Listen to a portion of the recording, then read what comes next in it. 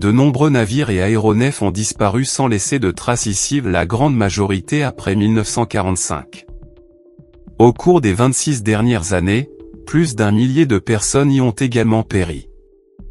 Cependant, aucune trace de corps ou de débris n'a pu être découverte lors des recherches. C'est par ces paroles glaçantes que débute la description du mystérieux triangle des Bermudes par l'écrivain américain Charles Berlitz. Son récit explore les profondeurs d'une énigme qui, depuis des décennies, captive l'esprit des chercheurs et du grand public. Le phénomène du triangle des Bermudes est devenu synonyme de disparitions inexpliquées, et de nombreuses histoires qui lui sont liées ne font qu'amplifier son aura de mystique. À chaque nouvelle unité technique ou personne disparue, le nombre de questions ne fait qu'augmenter, tandis que les réponses claires restent infimes. Pendant de longues années, cette zone de l'Atlantique Nord est demeurée une énigme absolue, où la logique est impuissante. Mais il y a quelques années, et c'est peut-être le seul précédent dans cette série d'événements inexplicables, à 20 km des côtes de la Floride, à 250 mètres de profondeur, ont été retrouvés les vestiges d'avions de combat des forces aériennes américaines. Cette découverte a offert une lueur d'espoir pour résoudre l'un des mystères les plus célèbres du triangle des Bermudes. Enfin, le sort des 5 bombardiers torpilleurs de type Avenger, disparus sans laisser de traces le 5 décembre 1945, a pu être éclairci. Cet événement, longtemps considéré comme un exemple classique de disparition inexpliquée, a désormais la possibilité d'être examiné sous un angle nouveau, plus tangible.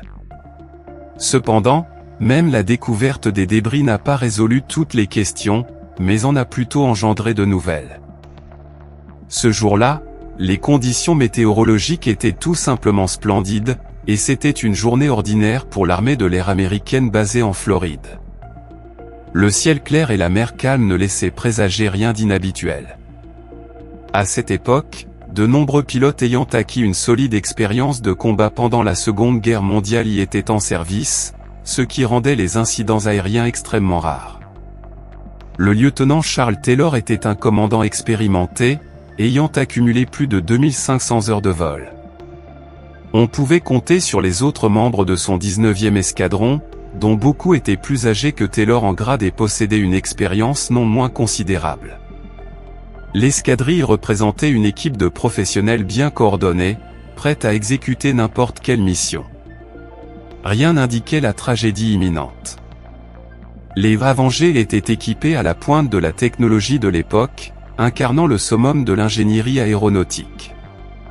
Et la mission qu'ils avaient reçue cette fois n'était pas particulièrement complexe, se diriger directement vers Chicken Shoal, situé au nord de l'île de Bimini. C'était un vol de patrouille standard le long de la côte et de la Floride 160 miles vers le nord et retour à la base. La durée estimée d'un tel vol ne dépassait pas 2 heures, ce qui en faisait une tâche de routine. Avant les exercices d'entraînement habituels, les pilotes de combat plaisantaient et se divertissaient, anticipant un retour rapide. Un seul d'entre eux ressentit quelque chose de perturbant et, obéissant à un pressentiment inexplicable, resta au sol à ses risques et périls. Il est possible que cette intuition inexplicable lui ait sauvé la vie, devenant le seul point lumineux dans cette sombre histoire. Le 5 décembre 1945, à 14h10, heure locale, 5 avions Avenger, Vengeur, triplace avec 14 pilotes, au lieu de 15, s'élancèrent en rugissant sur la piste de la base aérienne de Fort Lauderdale et prirent leur envol. Leurs puissants moteurs emplissaient l'air d'un grondement, et les avions s'élevant semblaient incarner la puissance et la fiabilité. Avant le décollage, comme il se devait, les appareils avaient fait l'objet d'une inspection minutieuse, garantissant leur parfait état de fonctionnement. Leur réservoir était rempli à pleine capacité, le carburant étant prévu pour 5,5 heures de vol, ce qui était plus que suffisant pour l'accomplissement de la mission.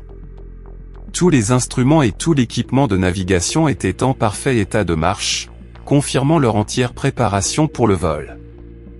Chaque avion était doté d'une radio à 10 canaux, assurant une communication fiable. Chacun disposait d'un radiocompas, permettant à tout moment de déterminer la direction avec précision, ce qui était crucial pour la navigation au-dessus de la mer.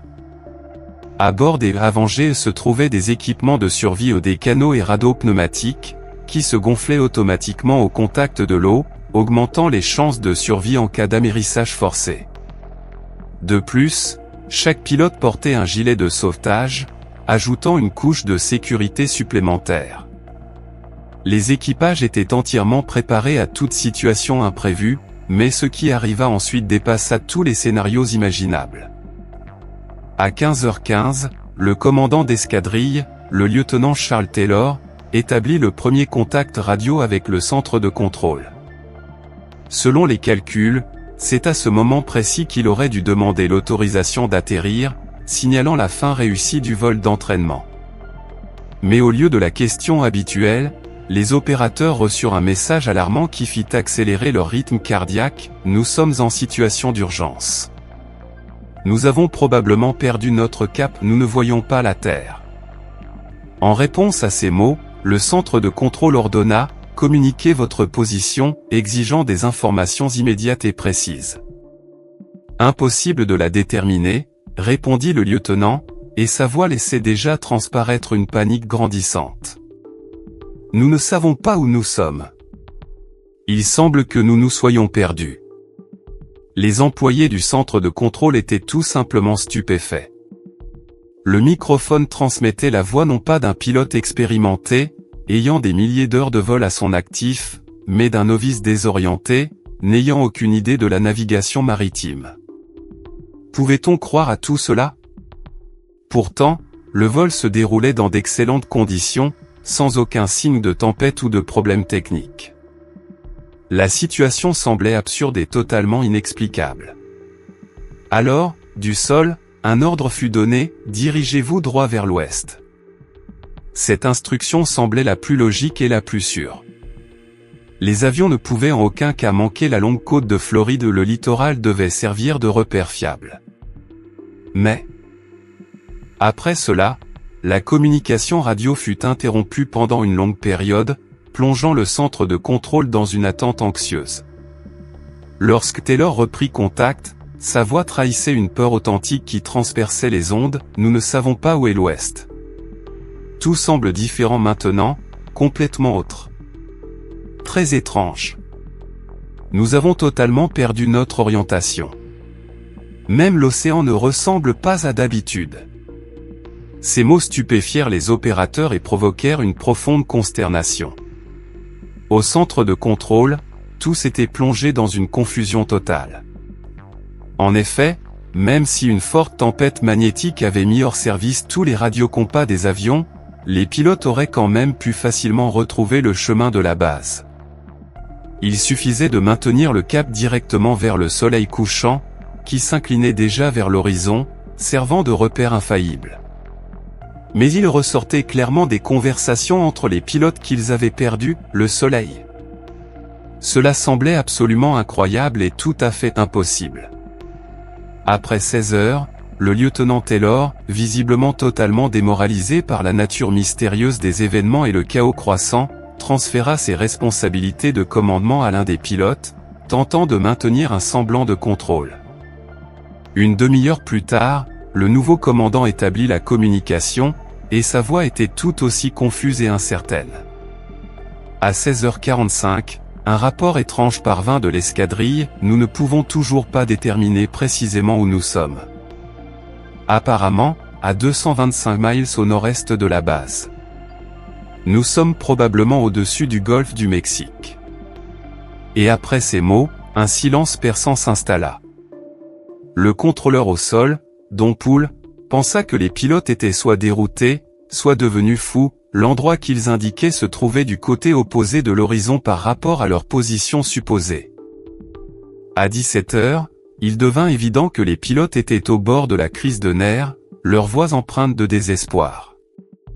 L'un d'eux cria dans l'éther, « Bon sang, si nous étions allés vers l'ouest, nous serions rentrés à la maison. » Puis, de nouveau, la voix de Taylor, pleine de confusion et de contradiction, « Notre maison est au nord-est. » Ce dialogue témoignait d'une désorientation complète et d'une perte de contact avec la réalité. Des centaines d'équipes de recherche furent immédiatement mobilisées, 300 avions et 21 navires ratissèrent chaque recoin, mais ni la surface de la mer, ni l'espace aérien, ni les forêts du continent ne dirent un mot sur le sort de l'escadrille de patrouille. On ne put découvrir la moindre trace des disparus, ni débris, ni gilet de sauvetage, rien qui pût éclaircir la situation. Dans la zone de la localisation présumée de l'escadrille disparue, un grand hydravion à Martin Marinet avec 13 membres d'équipage fut envoyé en urgence. Cet hydravion était spécialement conçu pour les opérations de sauvetage et pouvait amérir même par mer agitée, ce qui le rendait idéal pour de telles missions. Quelque temps après, il transmit au poste de commandement plusieurs messages radio ordinaires, confirmant sa position et le début des opérations de recherche. Il fut établi que l'hydravion se trouvait quelque part très près des avengés et disparus. Puis, l'éther se tut. Les tentatives désespérées des opérateurs pour établir la communication furent vaines, le Martin Marinet est disparu aussi subitement et inexplicablement que l'escadrille de Taylor. À 19h04, le centre de contrôle de Miami enregistra des signaux d'appel à peine audibles du 19e escadron, que personne d'autre qu'eux ne pouvait utiliser. Ils furent reçus 2 heures après le moment où, selon les calculs des spécialistes, les avengés auraient dû être à court de carburant. Cette circonstance ne fit qu'accentuer le mystère. Les experts étaient dans un état de perplexité totale. Comment 6 avions avec 27 aviateurs à bord pouvaient-ils disparaître dans une zone aussi restreinte? Cette question laissait beaucoup de monde perplexe, et nombreux étaient ceux qui tentaient de résoudre cette énigme, proposant les versions les plus incroyables et parfois fantastiques. On sait que les avions avengés, même après avoir entièrement épuisé leur carburant, étaient capables de rester à flot pendant une période assez longue. Ce temps aurait été largement suffisant pour évacuer tous les équipages sur les moyens de sauvetage. De plus, les pilotes avaient suivi un cours de survie en conditions d'urgence et possédaient un équipement spécialisé pour de telles situations, ce qui les préparait à de tels incidents. Mais qu'est-il advenu de l'hydravion Martin Marinet, qui, même avec des réservoirs vides, aurait pu rester à flot indéfiniment?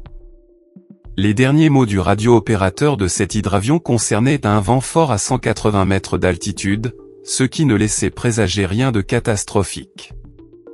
Pourquoi aucun des avions, dont l'équipement radio était en parfait état de marche, n'a-t-il transmis de signaux de détresse si un danger les menaçait?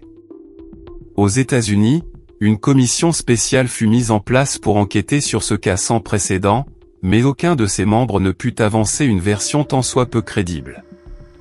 L'un des spécialistes, désespéré, déclara même « On pourrait penser que les pilotes disparus sont partis sur Mars. Personne, bon sang, ne sait ce qui s'est passé là-bas. » La commission dut clore ses travaux sans résultat. Et à ce jour, un certain nombre de questions restent sans réponse. Par exemple, pourquoi l'océan semblait-il étrange aux pilotes, et pourquoi ne voyaient-ils pas le soleil du tout? Pourquoi les indications des compas étaient-elles erronées? Pourquoi n'a-t-on retrouvé aucune trace de catastrophe, pas le moindre débris, pas un corps, pas une tache d'huile à la surface de l'eau? Et qui a transmis les derniers signaux faibles? Cette question demeure sans réponse à ce jour, ajoutant une couche supplémentaire de mystère à une histoire déjà inexplicable. Selon vous, quels sont les faits les plus significatifs pour tenter de percer ce mystère, en tenant compte des débris retrouvés?